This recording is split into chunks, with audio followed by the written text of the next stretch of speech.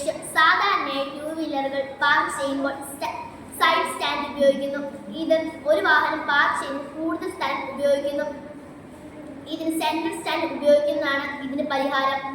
എന്നാൽ എല്ലാവർക്കും ഇത് അത്ര എളുപ്പമല്ല. ഇവിടെ വാഹനം കയറ്റി നിർത്തുമ്പോൾ തന്നെ വാഹനത്തെ സ്വയം പ്രവർത്തിക്കുന്ന ലോക്ക് സിസ്റ്റം ഉപയോഗിച്ച് നേരെ നിർത്തി പാർക്ക് ചെയ്യാൻ സഹായിക്കുന്ന സംവിധാനമാണ് രൂപകൽപ്പന ചെയ്യുന്നത്.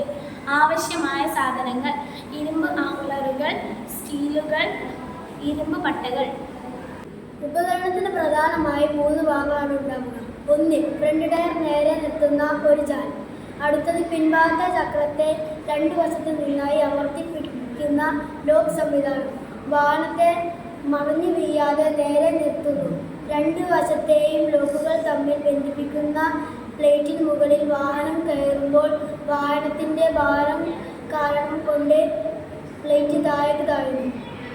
ഇതിനോട് 2 സൈഡിൽ നിന്ന് ബന്ധിപ്പിച്ചിരിക്കുന്ന ആമുകൾ കൈകൾ വശങ്ങളിൽ നിന്ന് ഉയർന്നു വന്ന് വാഹനത്തിൻ്റെ പിൻചക്രത്തെ അമർത്തുന്നു. ഇത് വാഹനത്തെ നേരെ നിർത്തുന്നു. വാഹനം ഓടിച്ച് ഇറങ്ങിപ്പോകുമ്പോൾ അദ്ദേഹം വാഹനം